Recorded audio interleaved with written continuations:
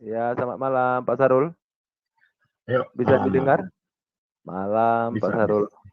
Oke, topik kita sudah tahu ya Pak ya. Malam Ya, ini topik kita tidak jauh dari tidak 3 hari kita bicara mengenakan benarkah Islam agama damai dan apa yang dilakukan Muhammad terhadap orang-orang yang murtad, ya. Baik, dari teman-teman kita di sini mungkin ada pertanyaan. Mungkin saya mulai dari Pak Mordekai dulu ya mungkin ya, Pak Mordekai nanti baru ke Pak Al-Fatih dan Aubrey baru dulu, Aubrey dulu. Aubrey Oke. dulu. Ya. Oke, Aubrey. Ya, silakan Pak Aubrey. Bu Aubrey, ada yang bertanyakan atau bagaimana Bu Satu kali Aubrey? aja ya. Satu kali Ya. aja, nanti lanjutkan yang lainnya soalnya Ya, kita baik. dari tadi rel terus di private chat room goblok-goblokin orang, bego-begoin orang. Oke, selamat malam Pak Syarul. malam, Bu. Ya, malam. Topiknya benarkah Islam agama damai dan apa yang dilakukan Muhammad terhadap orang yang murtad? Saya bacakan dulu ya dari awal ya secara teks supaya jelas. Karena di sini tidak ada keterangan waktu juga. Di sini justru keterangannya memang siapa yang keluar dari Islam penggal kan gitu. Oke. Barang siapa mengganti agamanya atau murtad, maka penggalah lehernya. Wallahu alam. Hanya Allah yang tahu gitu kan. Menurut yang kami ketahui bahwa makna sabda Nabi Shallallahu Alaihi Wasallam, barang siapa mengganti agamanya, berarti kan mengganti agamanya keluar dari iman Islam, berarti kan penggalah lehernya, yaitu orang yang keluar dari agama Islam dan masuk ke dalam agama selainnya. Nah, tadi sama Pak pengamat sepak bola yang pertama Pak Fatih juga sudah bertanya ya.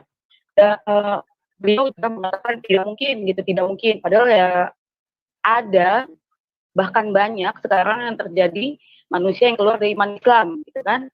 Nah, bahkan saya juga sebelumnya pernah diskusi bersama Pak Dania pada saat live juga beliau menyetujui gitu ya bahwa ya saya akan melakukan perintah ini kalau anak saya keluar dari iman Islam gitu. Saya doakan semoga jangan sampai dipenggal lah, kasihan anaknya Pak Dani kan tidak bagus juga.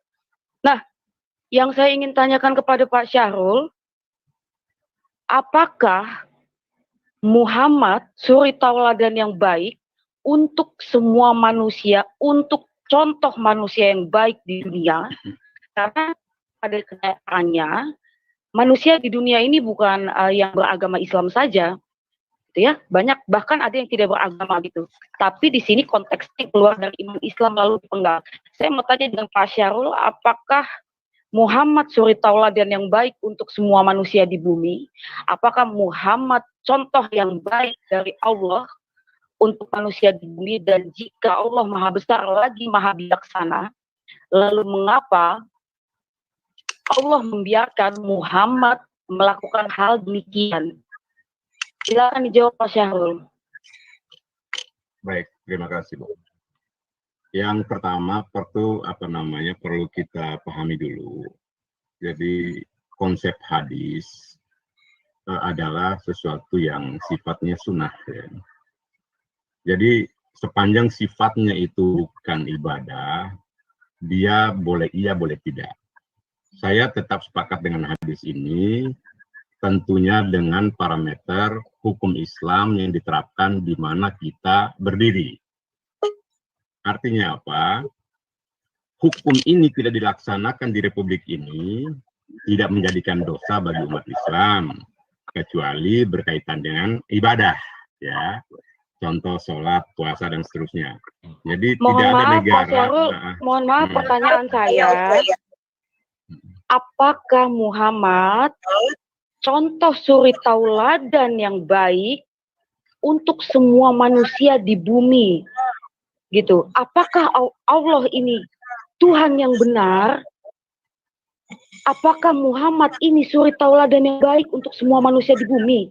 Jika perintahnya demikian, lalu mengapa Allah mendiamkan? Silakan dijawab Pak Syahrul. Baik. Rasulullah itu adalah suri tauladan yang terbaik, ya, itu ada ayatnya, ya. Rasulullah itu adalah rahmatan lil alamin, ada ayatnya. Jadi justifikasi Allah terhadap Rasulullah jelas.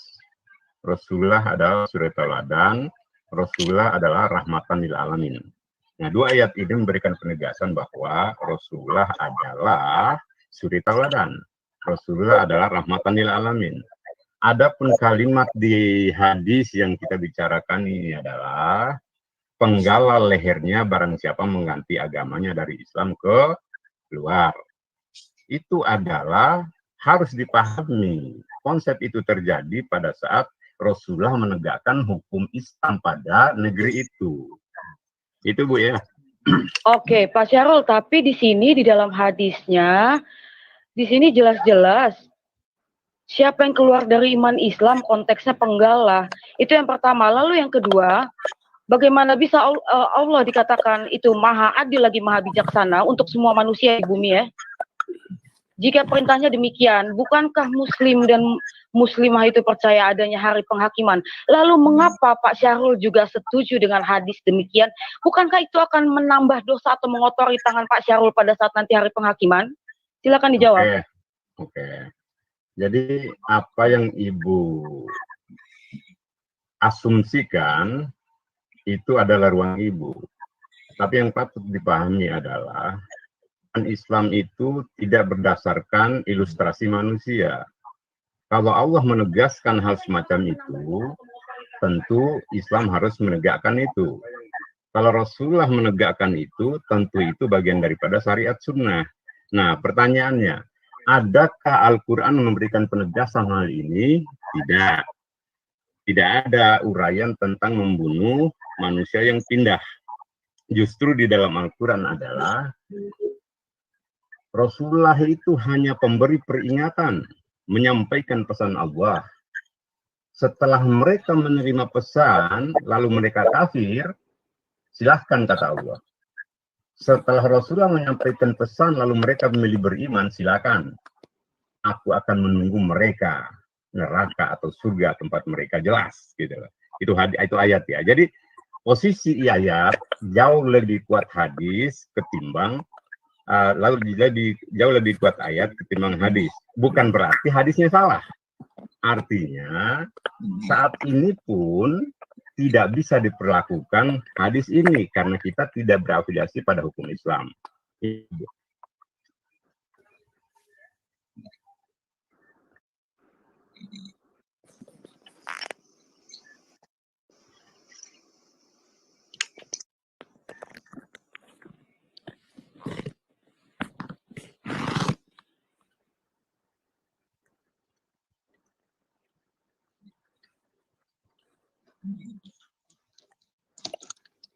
Loh, kok diam? Bisa didengar tadi ya, saya sampaikan ini? Enggak, Pak. Enggak ada suara. Wah, putus ya? Sekarang? Iya. Sekarang bisa? Sekarang Oh, bisa, tadi hilang. Ya, Hilang sama sekali atau putus-putus? Hilang tadi Pak. Silakan Pak, silakan. Sekarang udah oke. Baik. Menit terakhir tadi, Pak. Hilang lagi, Pak. Baik, saya ulangi. Pertanyaan Bu Abri baik, tapi saya tetap ingin mengatakan bahwa apapun asumsi Bu Abri, itu adalah ruang Bu Abri. Tapi kami di dalam Islam melihat hadis itu jelas posisinya bagaimana keadaan saat itu. Yaitu pada saat Rasulullah memimpin, tentu jelas sekali parameter mereka adalah hukum Islam. Nah, kalau dikatakan bahwa Allah itu memberikan satu perintah yang tidak patut dari dimensi kemanusiaan, ya itu sah-sah saja dalam pandangan Ibu, tetapi yakinlah tidak ada di dalam Al-Quran tentang paksaan di dalam siapa Islam, siapa keluar. Tidak ada. Nah, hanya saja ada konteks yang terjadi pada saat itu. Kenapa perintah membunuh itu terjadi? Barisan perang Rasulullah itu akhirnya ada yang keluar pindah dan menyeberang kepada kelompok sebelah. Sehingga yang murtad itu membuka strategi perang Rasulullah, akhirnya diperintahkan membunuh. Jadi gitu. Karena konsep dalam Islam itu jelas, Nabi saja Allah perintahkan, tugasnya hanya menyampaikan. Bahkan penegasannya jelas, setelah Muhammad menyampaikan pesan kebenaran dari Allah kepada manusia, baik yang murtad maupun yang tidak, dia hanya hanya memiliki dua pilihan, yaitu beriman terhadap kebenaran itu atau tetap memilih kekafiran dan menolak kebenaran itu. Nah, artinya Rasulullah sendiri tidak punya ruang untuk memaksa orang ke dalam Islam. Sudah jelas, la ikrah fiddin. Itulah ayat Allah. Gitu, silakan. Oke, kalau menurut Pak Sahrul, setuju nggak Pak Sahrul kalau misalnya orang keluar murtad itu dipenggal? Kalau menurut Pak Sahrul, setuju nggak? Kalau Republik ini, menganut paham Islam, hukum Islam, ya hadis ini berlaku, Pak. Oke, saya pengen tanya nih Pak Sahrul nih. Pak Sahrul. Halo Pak Sahrul. Silakan, tapi suaranya kecil, Pak. Oke. Iya, silakan Pak, silakan. Oke. Nah itu Pak Fernando bagus tuh. Pak Sahrul tinggal di negara Indonesia kan? Iya.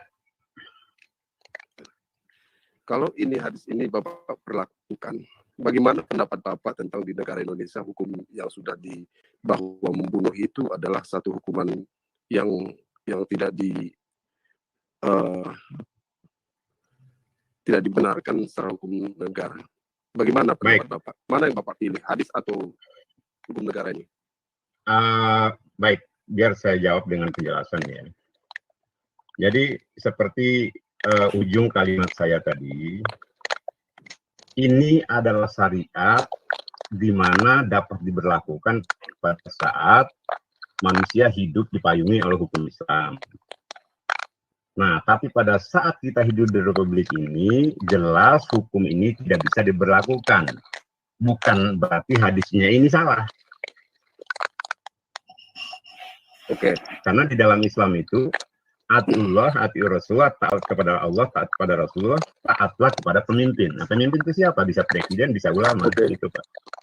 Sekarang saya tanya Bapak nih, Pak Sahrul. Singkat aja Pak, tinggal pilih. Bapak bela negara apa bela agama? Kalau pada konsep nasionalis, negara. Kalau pada konsep agama, ya agama. Bukan begitu. Kita kan hukum negara ini. Kita kan tinggal di Indonesia. Membunuh itu adalah satu perkara ya ada hukumnya, pidana itu Pak. Ya. Gini, baik, saya udah tangkap. Baik, saya udah tangkap. Sekarang pilihan Bapak nih sekarang. Ini hukum negara yang ada di Indonesia adalah membunuh itu ada pidananya. Nah sekarang Bapak tinggal di Indonesia, ya. Bapak pilih bela negara atau pilih bela agama atau bela negara ini? Pertanyaannya salah. Jadi pertanyaan tidak boleh memojokkan. Bukan pertanyaan Bapak sebaiknya. Begini. Saya perhalus pertanyaan Bapak biar tidak bias. Begini Pak Sahrul. Tadi awal saya udah tanya, Bapak tinggal di Indonesia kan? Enggak, saya udah tangkap Bapak. Jadi gini loh. Begini Pak Sahrul, kita harus kita harus menegakkan bahwa kita tinggal di negara mana. Kalau Bapak dari negara yang memang syariah Islam itu diberlakukan, saya nggak tanya seperti itu. Saya tanya Bapak tinggal negara Indonesia. Tinggal di Indonesia? Ya, negara Indonesia. Oke. Nah, terus? Nah, jika Bapak tinggal di Indonesia, apakah hadis ini berlaku?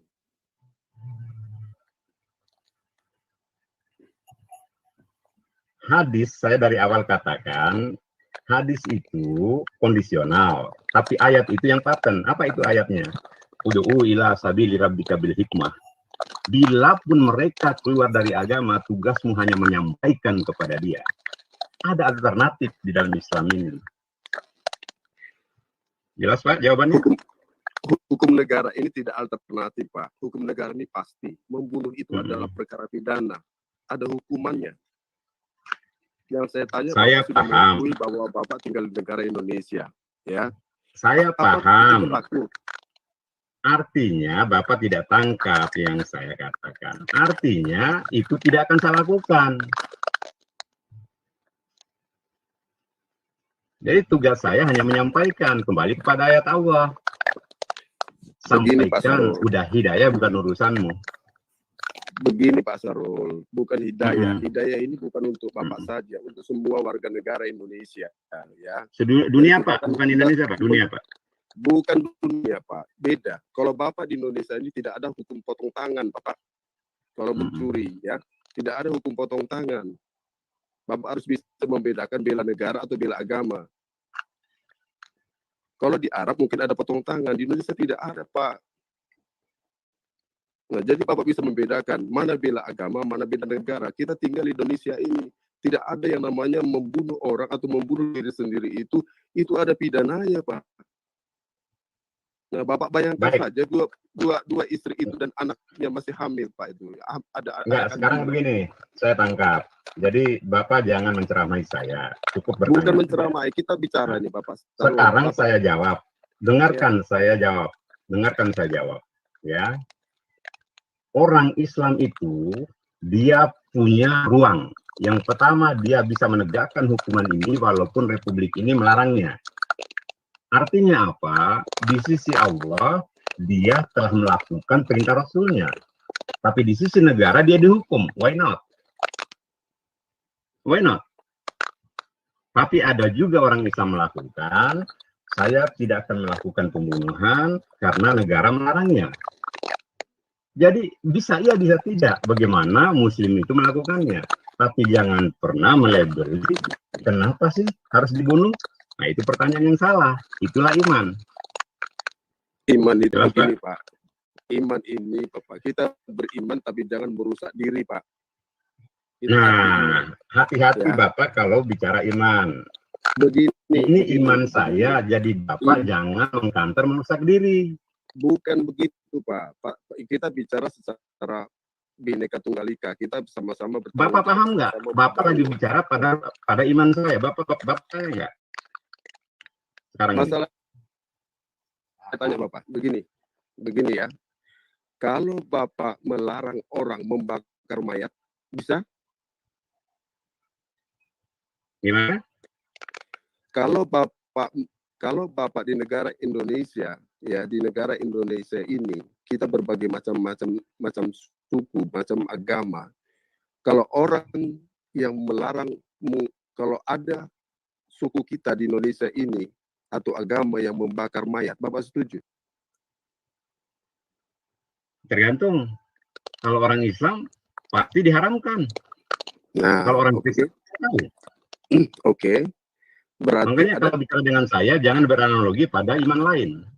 bukan Harus beranu- konteks, Oke, harus konteksnya Islam. oke. Jawaban saya udah selesai. Apalagi? Begini, Pak. Jadi Bapak, apakah Bapak setuju dengan hadis itu?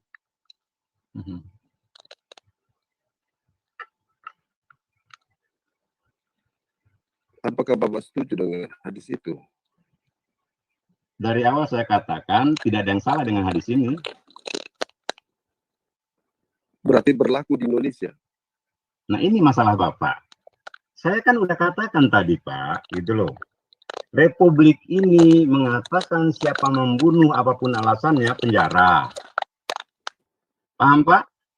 Terus secara agama tidak. Tapi Bapak jangan mengatur orang Islam melakukan hadis ini terhadap keluarganya. Berarti Sekarang dia mengambil konsekuensi penjara dengan menjalankan syariat agamanya. Artinya Paham nggak, Pak? artinya Bapak tidak konsekuen. Nah, Ya, kalau Bapak artinya mau mengikuti bela agama Bapak bisa artinya memilih negara mana yang cocok dengan syariah itu. oh, tidak seperti itu, tidak seperti itu. Tidak seperti itu. Jadi gini, Pak. Jadi reaksi iman itu adalah pelakunya. Bapak kan hanya memandang dari luar.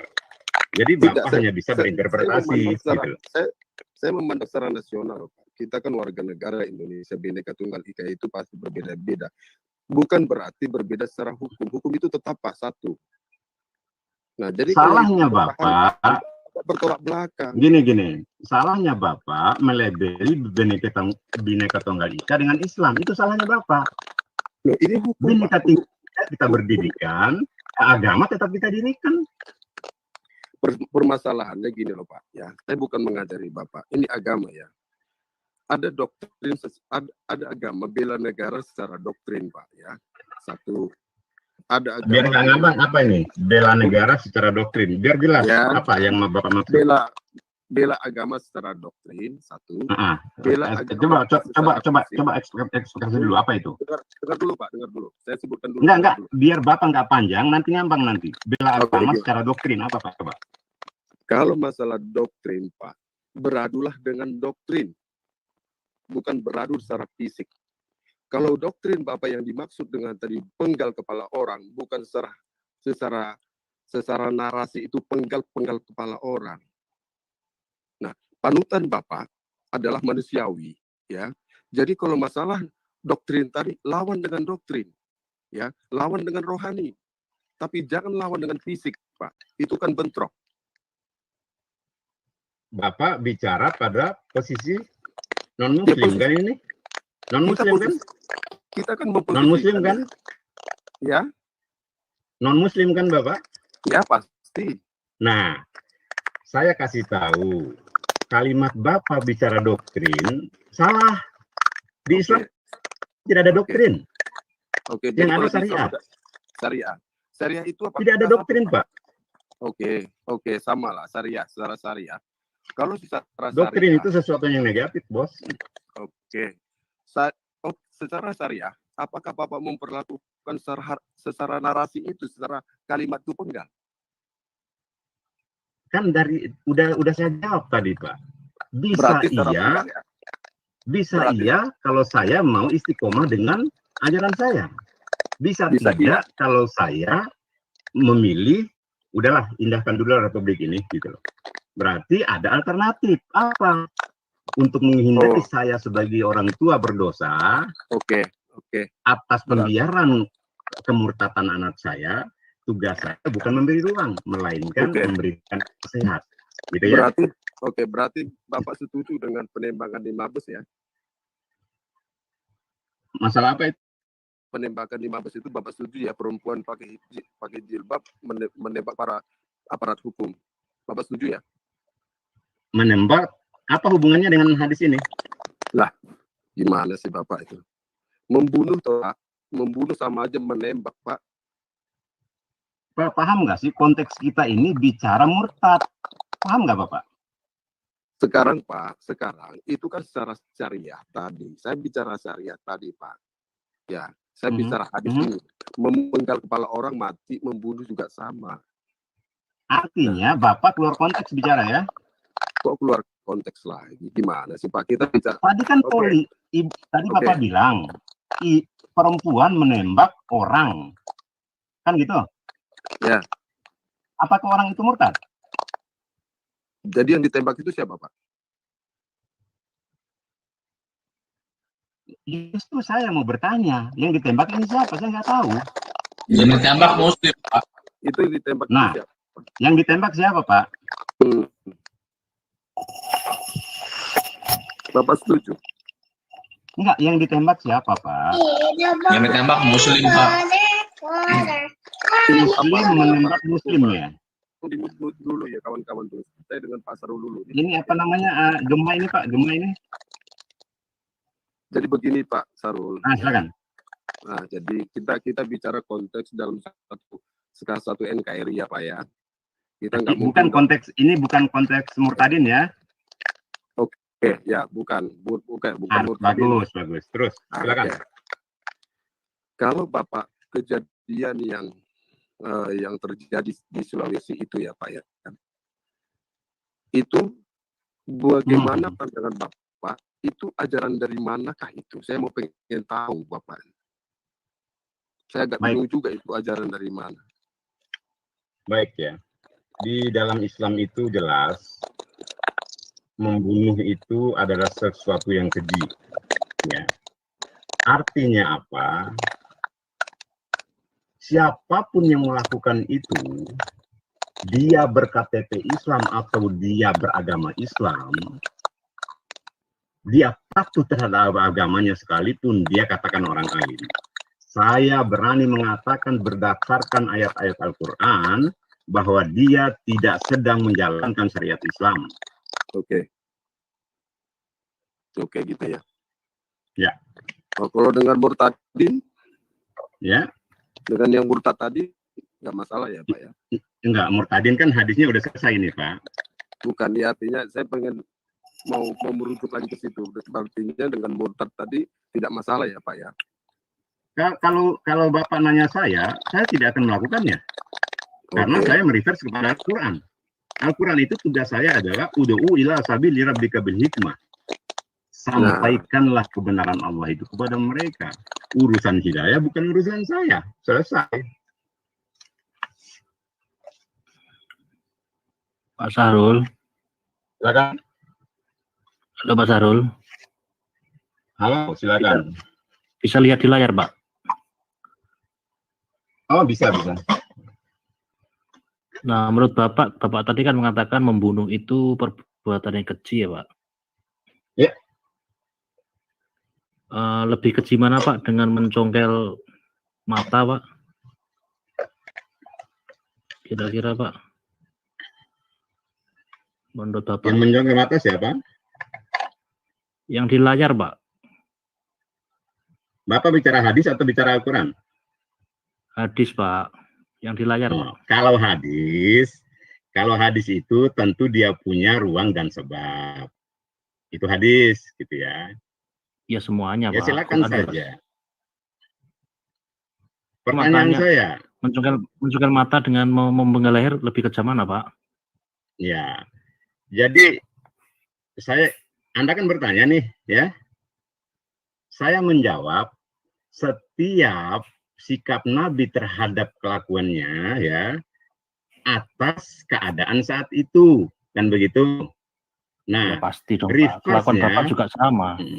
Ya. Enggak, itu pertanyaan saya bukan itu, Pak. Mencongkel mata dengan memenggal leher itu kejam mana, lebih keji mana? Itu loh pertanyaannya. Bukan masalah itu gimana-gimana, bukan. Saya pertanyaan itu. Nah, sekarang saya jawab, dengarin baik-baik, ya. Karena Anda bukan orang Islam, dengarin baik-baik, ya. Pada saat pemenggalan leher tadi, itu adalah ruang Rasulullah melakukannya terhadap murtadin. Iya, saya tahu, bukan itu pertanyaan saya. Nah, apa pertanyaannya? Saya kan Pak Sahrul kan menganggap atau menilai bahwa pembunuhan itu keji. Betul. Ya. Nah, saya tanya, lebih keji mana antara memenggal leher dengan mencongkel mata? Itu sama saja. Sama kejinya ya, Pak? Bukan keji. Sama saja sikap itu, tapi hadis ini adalah sebab musabab ada. Jadi membunuh yang saya maksud keji tadi, membunuh tanpa sebab.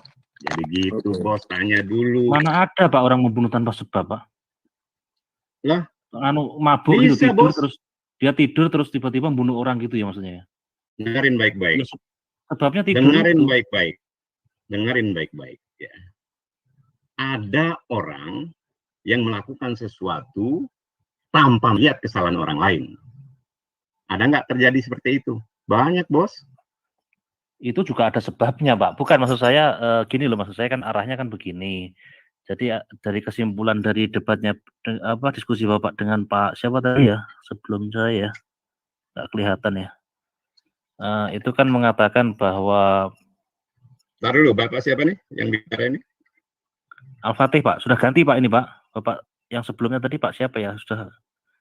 Oh, bukan yang tadi nih. Beda lagi, Pak.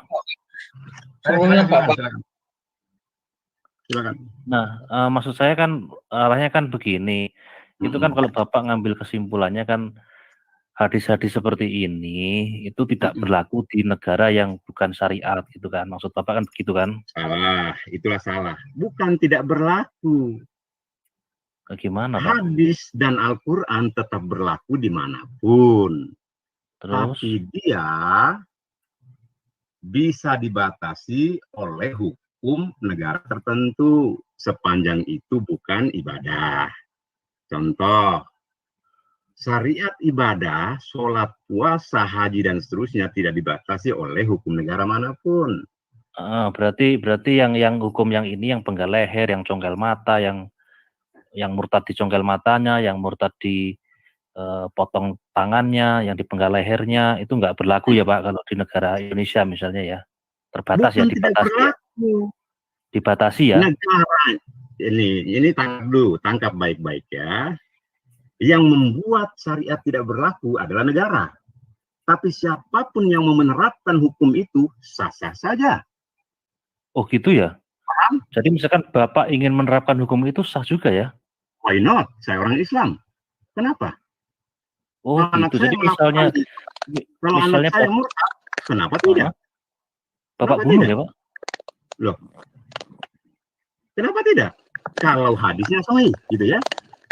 Tapi Oh, kita gitu sepakat ya. dulu hadisnya sahih, gitu loh. Iya ya. Itu kalau Bapak anaknya murtad, Bapak penggal leher apa congkel mata Pak? Pakai yang mana Pak? Bapak? Kedua-duanya, kenapa tidak? Jadi dicongkel matanya dulu baru dipenggal lehernya gitu apa atau sebaliknya? Ya, itu ranah saya lah Pak. Mau pakai dua-duanya boleh. Ya saya Jadi tanya dalam Islam makanya itu, Pak. Jadi Bapak jadi congkel gini, matanya Pak. dulu atau penggal lehernya Pak? Nggak perlu Bapak breakdown. Kedua-duanya bisa, gitu loh. Kenapa harus Dari diurut? depan apa Gitu. dari belakang Pak kira-kira Pak? Ya suka-suka dong Pak. Urgensi Bapak apa? Suka-suka Bapak ya? Ya iya dong. Urgensi Bapak apa? Oh jadi artinya siapapun boleh ya melakukan itu ya? Loh, Oke, orang oke, Islam silakan. itu Pak, Iya saya sudah nangkap Pak. dia Sudah punya nangkap Pak. iman Pak. Iya betul saya sudah nangkep. Silakan saya kembalikan ke. Daripada dia murtad kafir ya, daripada dia murtad kafir selamanya, pada saat dia murtad kita bunuh. Iya. Itu tentunya dia. Jadi dengan dan itu dengan dua-duanya ya congkel mata sama Bisa. penggal leher ya Pak ya. Tapi bisa juga dilakukan. Ud'u ila sabili rabbika bil hikmah. Gitu, Bos. Oke. Saya sudah tangkap dari Pak Sahrul. Saya kembalikan ke Pak Emen. Silakan Pak Emen. Silakan. Oke, sebentar ya. Pak Bas, tolong di ini Pak, di mute dulu Pak, karena bunyi suara dari speaker Bapak kayaknya mengganggu ya. Oke, Pak Syahrul, itu menarik juga nih yang Bapak jelaskan tadi. Karena gini Pak Syahrul ya, tadi saya berpendapat begini terkait dengan teroris-teroris ini. Memang di dalam Al-Quran ayat itu perintah untuk membunuh kafir itu ada. Kita tidak bisa pungkiri seperti itu Pak ya. Betul. Tetapi perintah itu yang bergantung, tadi Bapak bilang, apabila di suatu negara tidak menerapkan hukum syariah, itu kita boleh warga negara itu memilih untuk taat kepada aturan negara, itu Pak ya? Boleh Pak ya? Nah ini yang saya katakan, ini yang sebenarnya tadi sudah bagus banget saya dokter dengar itu, karena gini Pak, saya bisa menawarkan solusi menyelesaikan masalah terorisme ini apabila semua seperti Pak Syahrul punya pemikiran ya sebagai tokoh muslim, kemudian para ulama-ulama semua mengakui bahwa kita nggak usah pungkiri lah, teroris itu memang ada perintah dalam Al-Quran, tetapi itu bisa diatasi dengan kita taat kepada hukum negara gitu, sehingga ya, Pak Emen sebentar Pak Emen, biar saya luruskan dulu. Di dalam ajaran Islam tidak ada pun satu ayat teroris ya. Kalau membunuh kafir ada. Jadi jangan sinonimkan teroris dengan membunuh kafir. Betul Pak, teroris itu kan perlakuan teror sebenarnya. Yang itu nggak ada ajaran Islam teror, nggak ada. Orang Kristen pun kalau dia melakukan teror itu namanya teroris gitu Pak. Ya, orang betul. Buddha pun melakukan teror itu teroris, ya, tapi artinya, di dalam konstitusi tidak ada teror gitu ya Pak ya. Ya. Jadi gini Pak, tadi kan sepakat membunuh kafir. Nah, pemahaman kafir ini kan menjadi banyak tergantung pada interpretasi masing-masing lagi ya Pak, gitu ya. Ada banyak abu-abunya juga nih seperti itu. Nah, jadi kalau tadi saya bilang mau menawarkan solusi untuk menyelesaikan masalah terorisme ini adalah dengan para ulama, tokoh-tokoh muslim semua bersatu untuk mengajak semua umat Islam ya itu untuk taat kepada aturan negara gitu Pak. Bahwa Betul. aturan negara kita tidak membolehkan kita melakukan pembunuhan dengan dalih seperti yang ada di dalam Al-Quran tersebut. Misalnya, walaupun dia kafir, misalnya, itu jangan sampai kita membunuh orang tersebut gitu. Dan itu memang dibolehkan dan dibuatkan sebagai sebuah istilah ulama dengan membuatkan fatwa MUI misalnya. Contohnya itu Pak ya. Kira-kira bisa beralasan Pak ya, seperti itu Pak ya? Bisa ya. Bisa Cuman saya tadi, sebentar. Bisa Cuman saya tadi artinya pemikiran saya tadinya itu menjadi solusi. Ternyata Pak Sahrul mengatakan bahwa bagi yang tidak mau mentaati aturan itu dan lebih memilih untuk terus taat kepada aturan agama, tidak mentaati aturan negara itu pun dibolehkan. Nah ini yang menjadi masalah baru lagi kalau menurut saya Pak gitu. Iya. Jadi ini bisa jadi solusi. Udah saya tangkap. Oke. Baik. Oke, tolong tanggapi. Ya, intinya gini Pak, saya ingin ada dua. Ada jalan Ada keluar dua ya. supaya ada jalan keluar supaya masalah Ya. terorisme itu bisa Itu diakhiri Nah, di itu satu. Indonesia gitu. Nah, Ya, baik. Yang pertama saya ingin menyampaikan aplaus kepada Pak Emen ya. Itu cukup baik ya saran dan masukan. Saya sebagai orang Islam yang terbuka, sah-sah saja. Saran dari manapun untuk kebaikan kita bernegara, mari kita lakukan. Saya tidak akan mengatakan itu sebuah intervensi orang luar terhadap Islam, tidak. Ini adalah parameter bagaimana kita mengacu kepada bernegara yang yang heterogen gitu ya, demi menuju satu kemajuan bersama. Dalam konsep ini saya tidak ingin mengambil ustadz abal-abal ya atau ulama abal-abal. Dalam hal ini kiai paling besar di Republik ini adalah wakil presiden kita.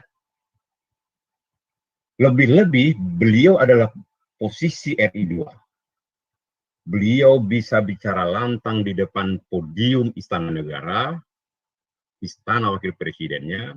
Saya atas nama ulama Republik Indonesia Ma'ruf Amin menyatakan dengan tegas apa yang dilakukan oleh manusia yang di Makassar, pemboman terhadap Katedral Makassar adalah perbuatan biadab. Bila pun dia Muslim, saya nyatakan dia tidak sedang menjalankan syariat Islam. Satu, itu Pak Emen ya, ketegasannya. Yang kedua, menarik juga apa yang Bapak sampaikan tadi tentang kebimbangannya lagi terhadap sikap saya masalah dualisme ya, boleh bernegara, boleh juga istiqomah dengan agama.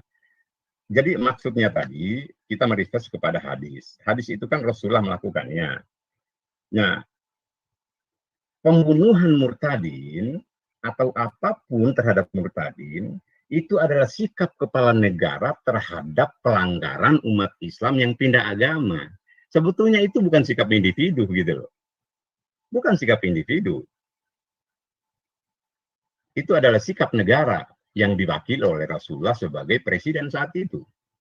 Panglima perang saat itu. Jadi gitu Pak Emen ya. Jadi bukan sikap individu gitu loh. Di negara Islam pun katakan saat itu negara Islam nih ya. Anak saya pindah gitu loh. Saya akan menghadap dulu pemimpin gitu loh. Bagaimana ini? Apa hadis ini berlaku apa gimana? Itu pemimpin yang bersikap Pak. Jadi bukan saya. Nah saya melakukannya itu atas arahan pemimpin. Gitu Pak Emen.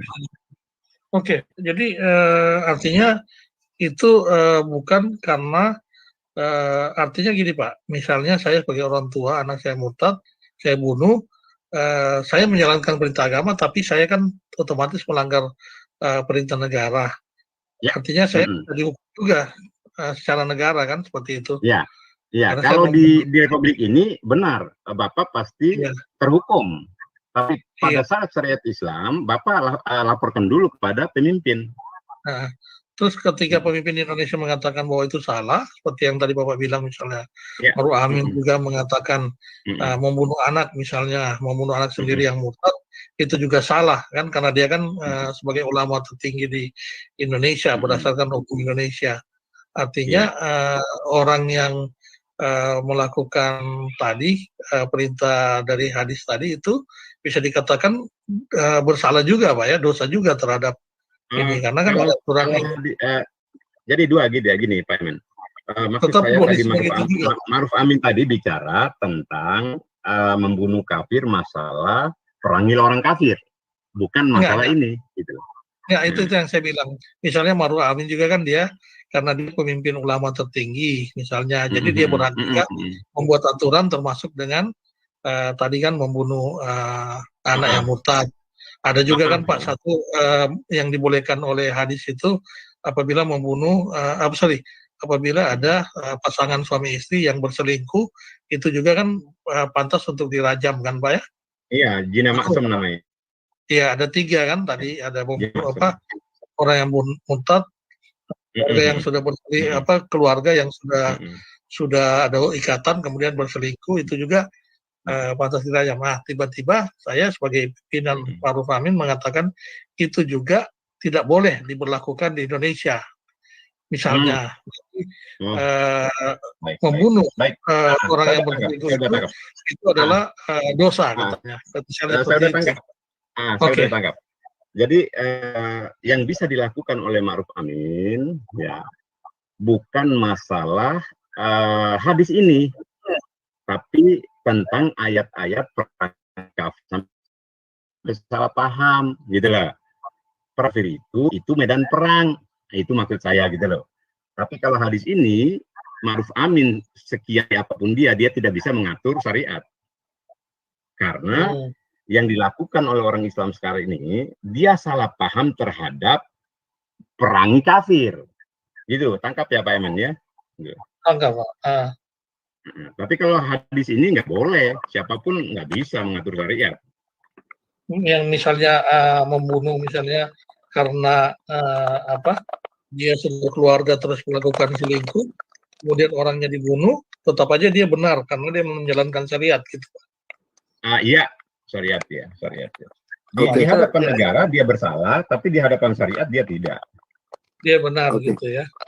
Oke Pak Emen, saya mau tanya lagi. Tapi garis bawahi dulu, hadis ini tidak mengikat kepada di luar keluarga inti.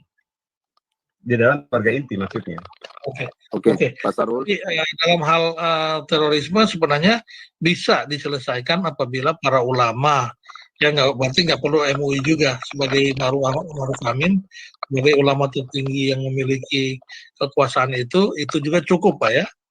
Untuk saya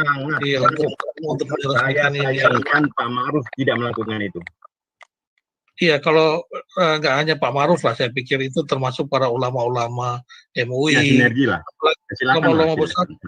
Beberapa ulama besar itu, sorry saya sebutkan namanya ya.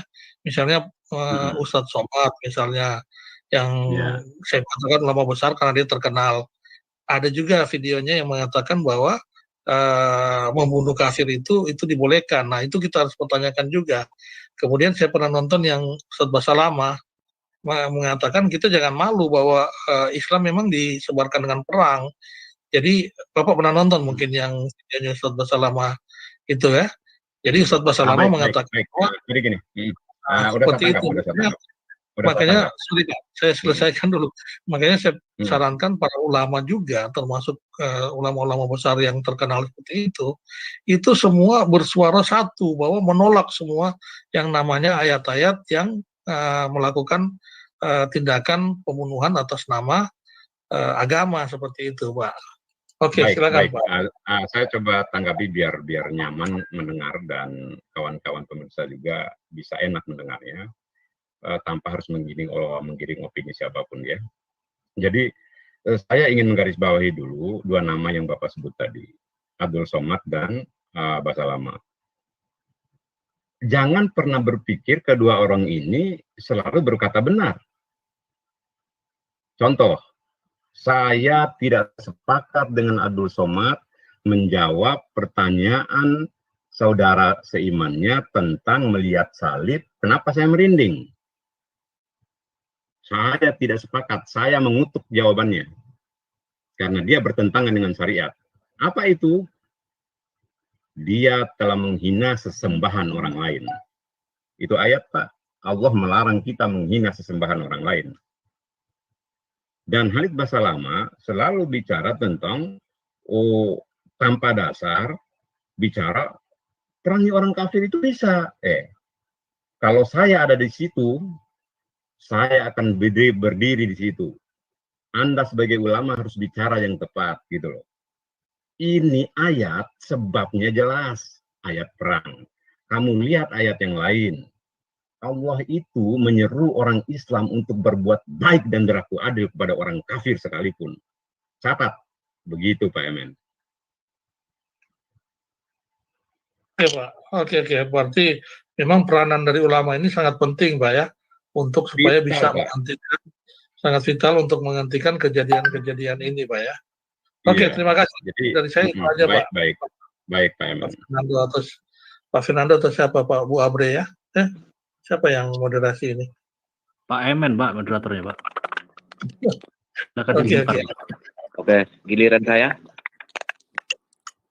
Silakan Pak, kasih karunia. Yo, terima kasih kesempatannya. Selamat malam Pak Sarul. Waduh, orang cerdas bicara ini. Silakan. Jangan gitulah Pak Sarul.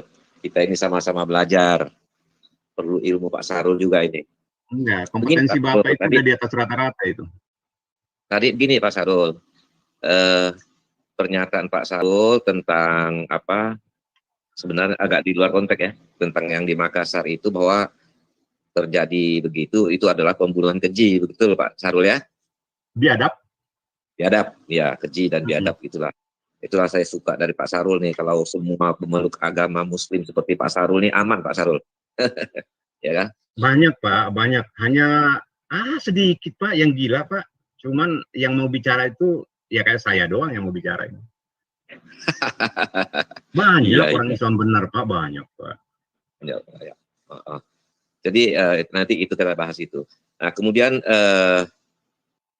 ini kita bicara pribadi aja ya. Tadi kalau bicara masalah akidah tadi, saya kira sudah tuntas lah Pak Sarul jelaskan kepada teman-teman ya.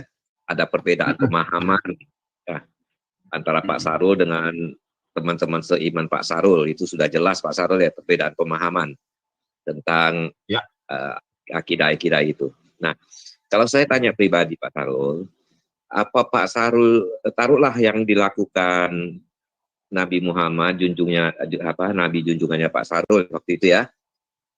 Cara pribadi Pak Sarul setujukah apa yang dilakukan Nabi junjungan Pak Sarul itu dengan cara membunuh orang yang sudah murtad? Setuju Pak. Setuju. Iya, karena beliau punya otoritas Pak.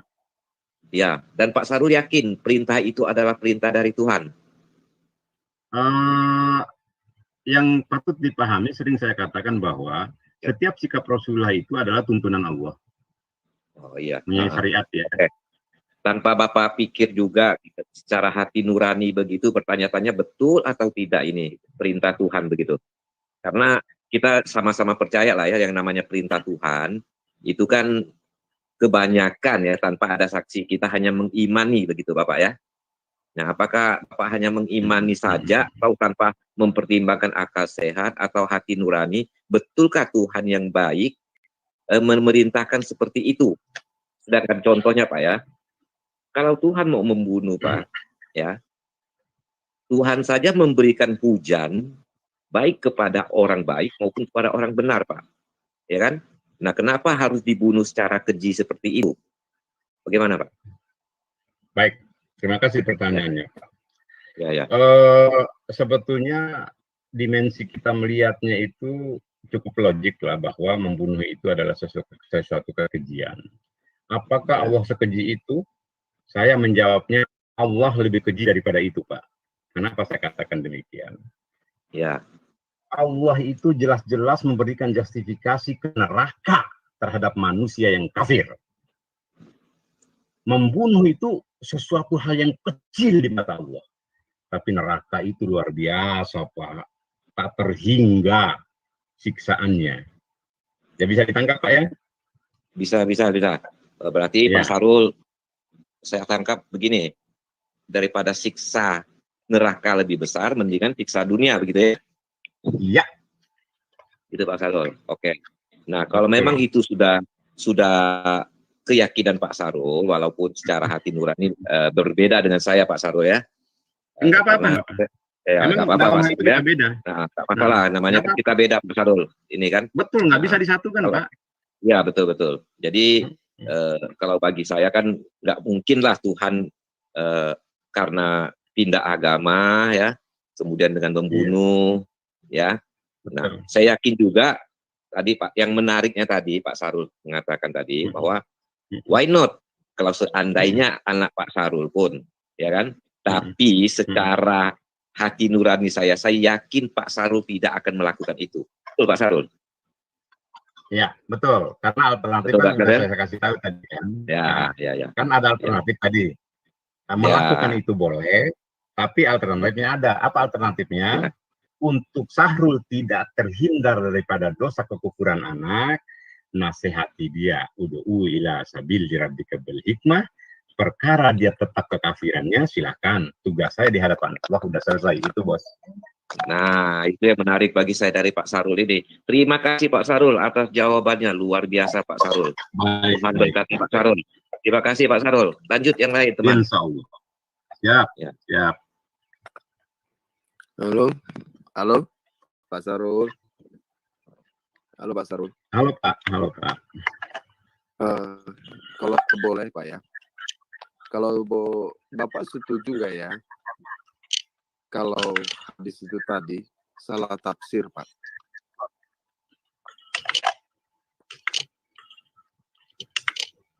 Nah, jadi gini, Bagaimana? makanya saya bicara begini dulu. Saya belum paham hadis ini sahih atau tidak. Tapi saya justifikasi sahih aja dulu, biar kita nggak bertentangan gitu loh. Oke, Saja dulu. jadi gini Pak, di Alkitab begini Pak ya. Yesus juga mengatakan. Nah, mohon maaf Pak, jangan mereverse Alkitab Pak. Jangan mereverse Alkitab. Jangan compare. Oke, Iya, jangan nggak bisa. begini. Oke, Karena posisi kita sekarang adalah kita menjawab Apapun tak bisa Islam. oke ya. Mohon maaf ya Bapak-Bapak ya. Oke. Kata Bapak tadi, masa ini hadis ini masih diragukan ya Pak ya. Nah, Bukan. Saya tidak paham. Karena saya bukan ahli hadis. Nah, oke. Nah, kalau tapi kita begitu klaim kata saja ini Bapak, hadis sahih gitu aja. Nah, kalau begitu kata Bapak, saya sangat setuju Bapak. Nah, kalau begitu jawaban Bapak, saya sangat setuju. Artinya ya Pak, ini bukan mengajari ya Pak ya, kita saling berdiskusi Pak ya. Artinya maksud saya dalam kalimat-kalimat ini, mengartikan kalimat ini bukan langsung mengimplementasikan ke prakteknya Pak. Nah, kalau Bapak jawab seperti itu ada keringanan buat kita ya mendengarkan ini, bahwa ini memahami ini seperti apa gitu Pak. Jadi karena kita memaksakan diri juga beragama ini dengan merusak iman kita sendiri, merusak kita sendiri, ya saya rasa secara pribadi ke pribadi kita tidak mau ya. Sebab begini Pak, sebelum artinya agama masuk ke wilayah Nusantara ini ya Pak ya, dalam bentuk kerajaan dulu, bahwa ada satu yang namanya kelompok yang mendominasi, yaitu dari Israel ataupun dari Arab sana datang ke Indonesia ya, dengan membawakan syariah ataupun agama-agama dari sana, kita kan tinggal terima nih Pak ya. Tetapi tinggal terima ini juga kita haruskan menyaring dulu nih. Nah, karena saya percaya juga Pak, dengan ajaran seperti ajaran leluhur ya, yang dari suku Jawa juga ada ya, yang dari suku Batak juga ada. Nah, di sini bentuk keanekaragaman ini sangat nyaman sekali Pak, tidak ada terjadi mengatakan menghukum itu dengan membunuh itu Pak. Ajaran kewajiban seperti Jawa apa Pak, kalau di Jawa itu ya ada Kejawen. apa itu? Kejawen. Kejawen ya.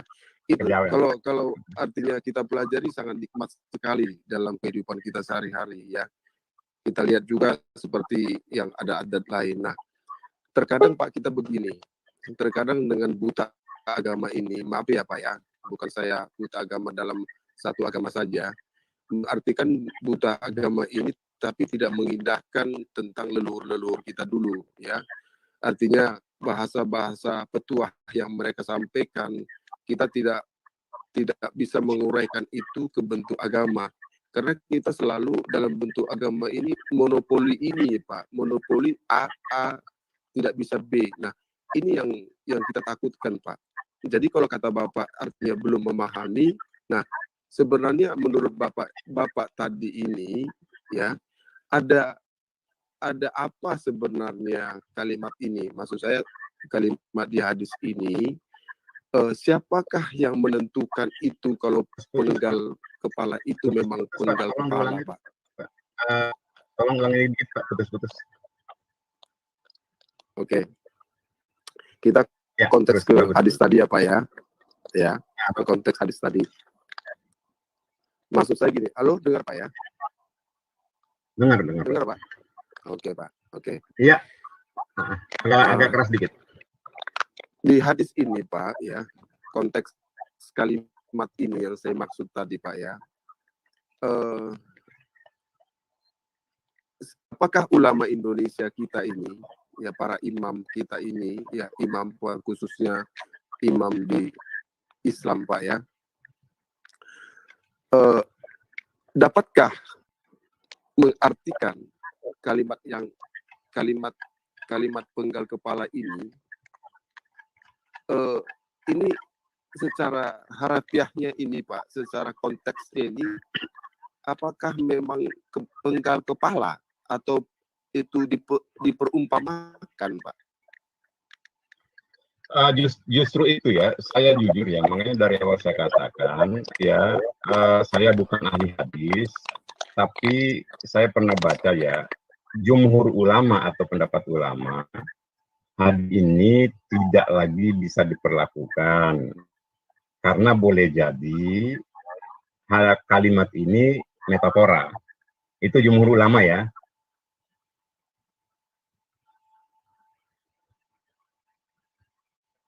Ya, silakan Pak.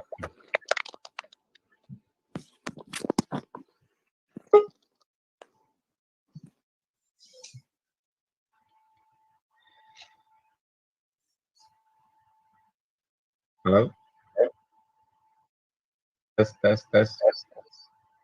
Halo, selamat malam Pak Sahrul. Tes.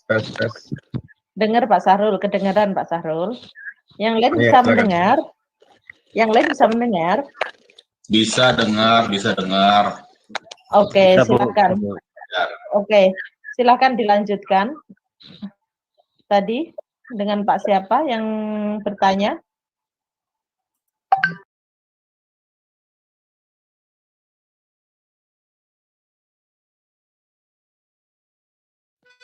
Ini Weekend ala TV. Walaupun sendiri, tetap seru kesana kemari.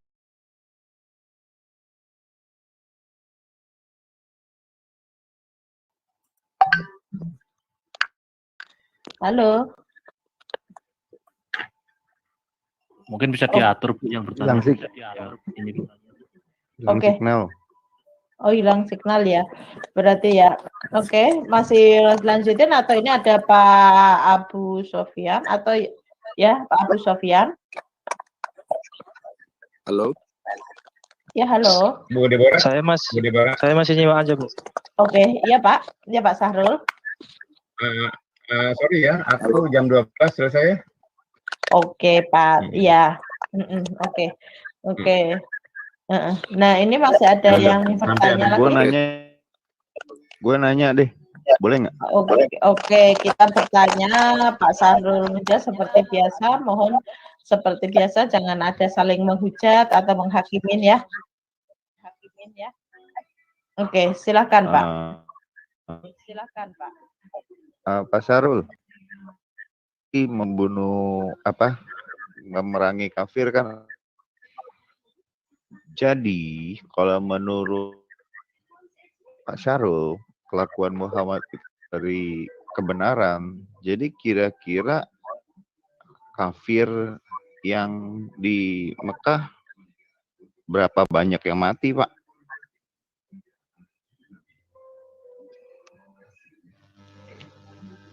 Gitu, Pak. Kan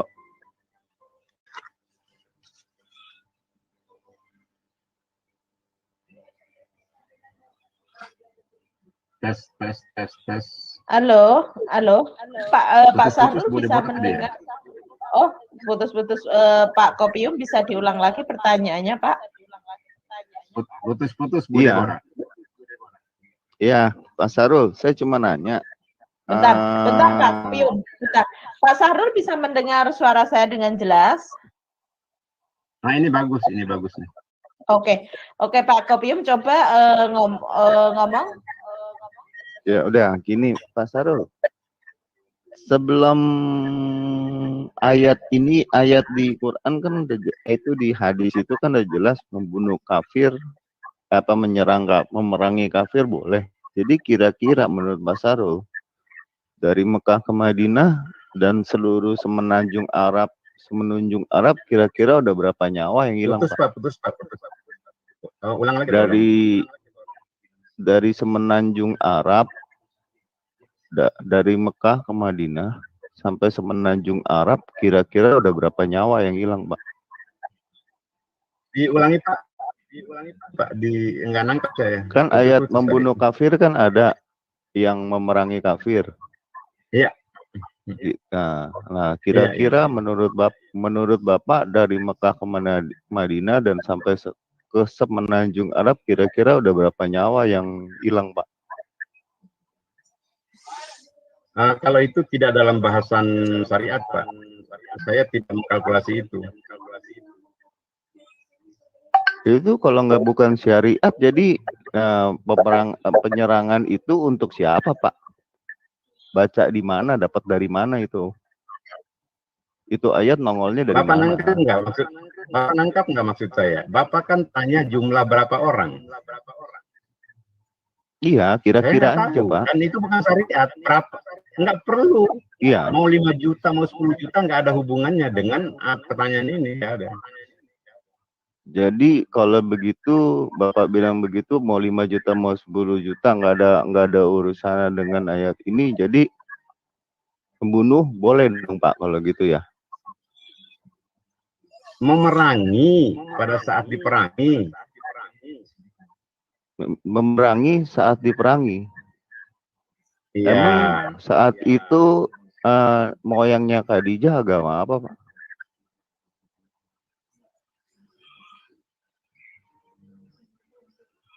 Halo, gimana? Saat itu moyangnya Khadijah agama apa? Di Mekah itu agama apa? Di Mekah, Madinah itu agama apa? Saat itu belum ada nabi, Pak. Jadi di dalam agama Islam itu sebelum diutusnya Muhammad tidak ada syariat yang berlaku. Sebelum itu.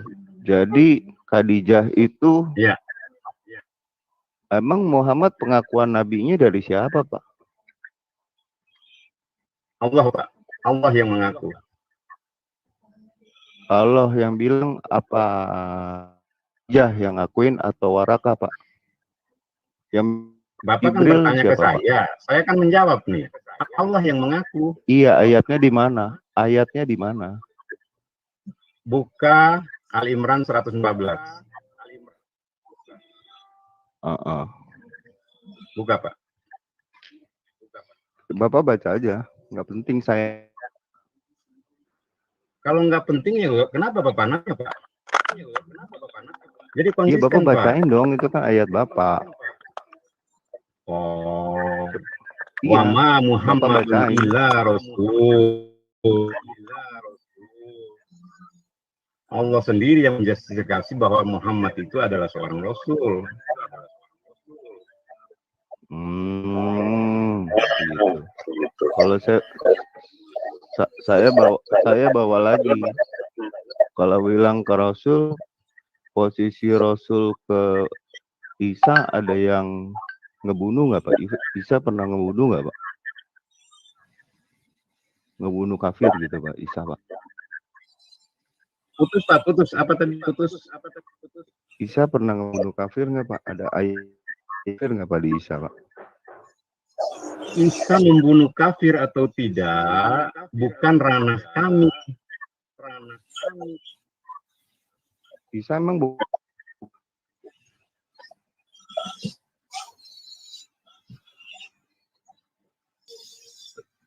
putus Pak, putus. Pak Sarul, Isa bukan Islam Pak. Isa bukan Islam. Israel suaranya putus-putus. Iya, pertanyaannya Didengarin dulu deh. Didengarin dulu. Oke. Pak Israel benerin dulu dan bergema juga ya. Mungkin kita Pak ke Eka mungkin. Ya, ini terima putus-putus kasih tuh. Bu Yang ngomong siapa Deborah. nih? Terima kasih Bu Deborah. Oke, selamat malam Pak Eka. Ya, Ini malam.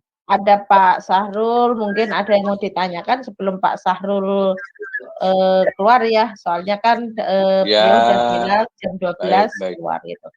Mungkin bisa dipersingkat biar teman yang lainnya juga kebagian. Oke, silakan Pak Eka. Selamat malam Pak Sahrul. Pak Sahrul, ya saya tidak bertanya Pak, saya ingin berdialog ya Pak ya. Kalau bertanya Bapak jawab kan clear akhirnya, betul ya? Bapak kan pasti nanti ngomong, saya kan sudah menjawab.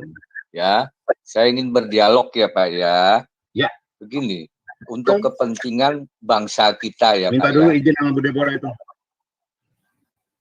Minta izin dulu sama Bu Deborah Bu. Bisa Ya. Pak? Bisa nggak? Gimana Pak? Bisa nggak untuk berdialog Bu, bukan bertanya saya. Boleh kan? Ya, dikasihlah 10 menit ya, 10 menit dialog. Oke, ya. Baik, untuk kepentingan bangsa ya Pak ya, kita melihat peristiwa-peristiwa terakhir ini yang jadi korban kan kafir ya Pak ya. Kafir itu di dalam terminologi bahasa kan Maaf ada Pak, harbi. bukan kafir, Pak, tapi juga orang-orang muslim juga ada Pak. Oh iya, enggak. Saya bilang ada harbi, ada muahid, Biar ada beliau fokus, sini ya Pak ya. biar beliau fokus, biarin aja. Iya, ada 3 ya Pak ya. Saya ulangin lagi, harbi, muahid, sini, ya. Oke, terus di dalam ini kalau kita lihat di Ali Imran 55, ya, bahwa di dalam sendiri orang-orang Kristen itu sendiri atau di dalam pengikut Isa kan di atas kafir, ya, bukan kafir, ya, dan yang ngomong adalah diri Allah sendiri. Nah, ini saya mohon pencerahan dari Pak Sahrul. Itu yang pertama. Ya. Baik. Kalau yang kedua, Pak. Yang kedua, Pak. Boleh saya boleh tanya dua ya? Tar dulu. Nanti Bapak nyambung lagi. Saya jawab. Jadi ayat yang Bapak sampaikan itu betul. Isa dan umatnya itu dimenangkan daripada orang-orang kafir. Ini kan Allah lagi mengisahkan tentang nabinya. Dia dimenangkan daripada orang-orang kafir. Siapa yang kafir yang dimaksud Allah di sini? Menolak Isa, menolak ajaran yang dibawa Isa dari Tuhannya.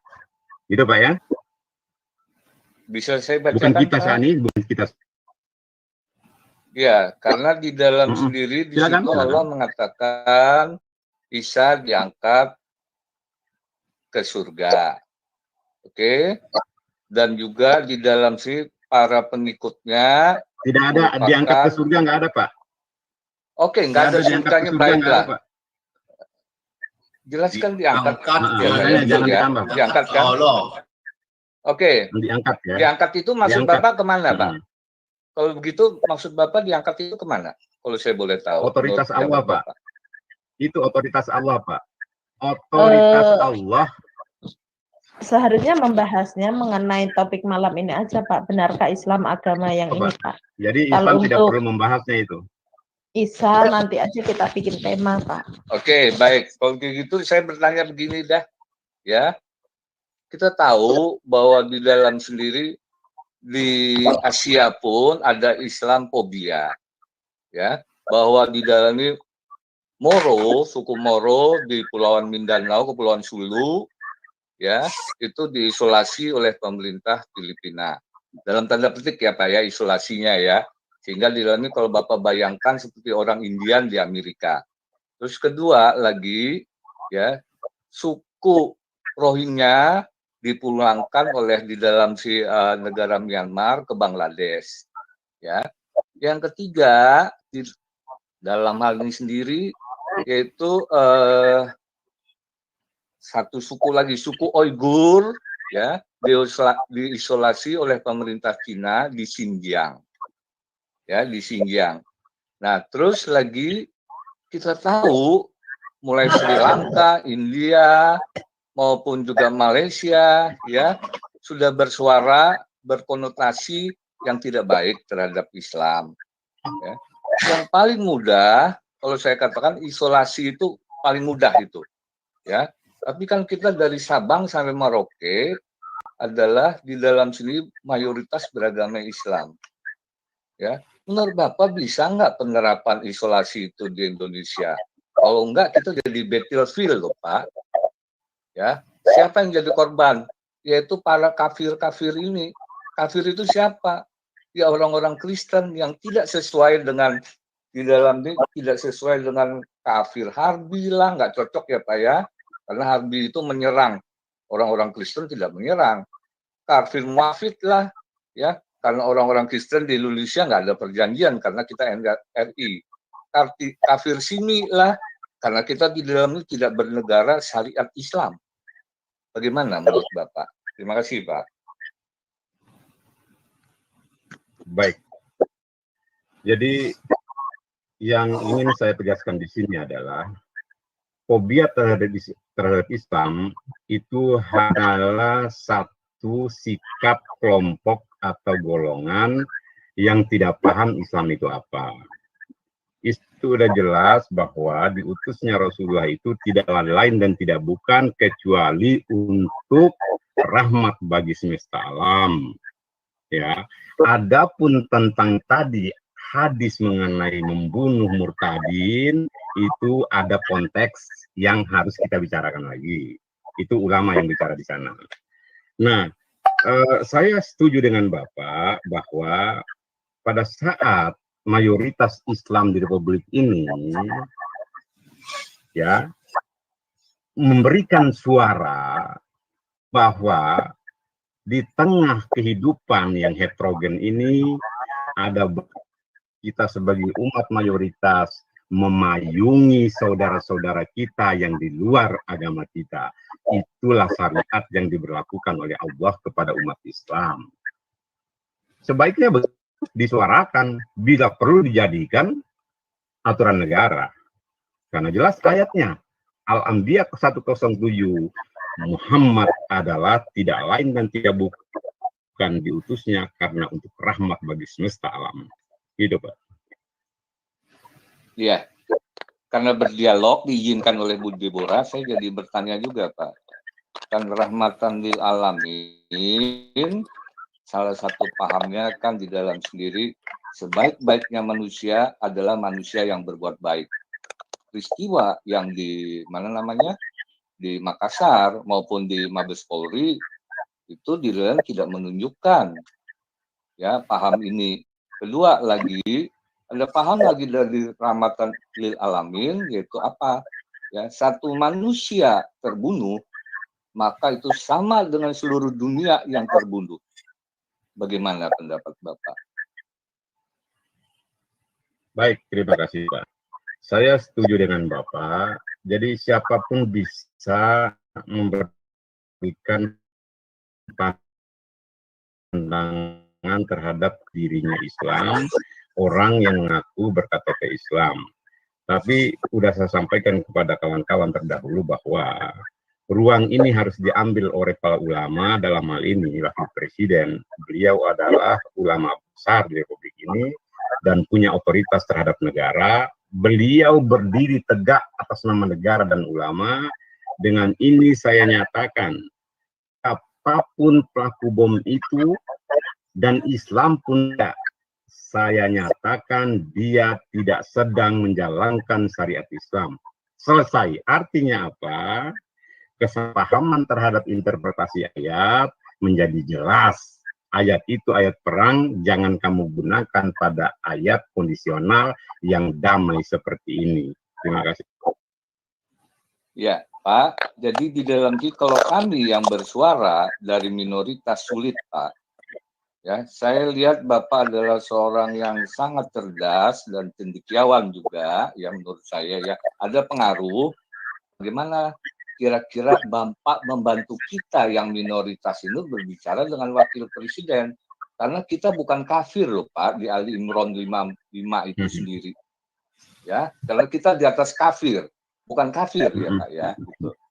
Mohon Bapak yang di dalam sini memberikan pencerahan kepada beliau. Karena saya tahu dari suara Bapak yang berwibawa, Bapak adalah di dalam ini pasti di dalam internal pemerintahan atau di internal di militer.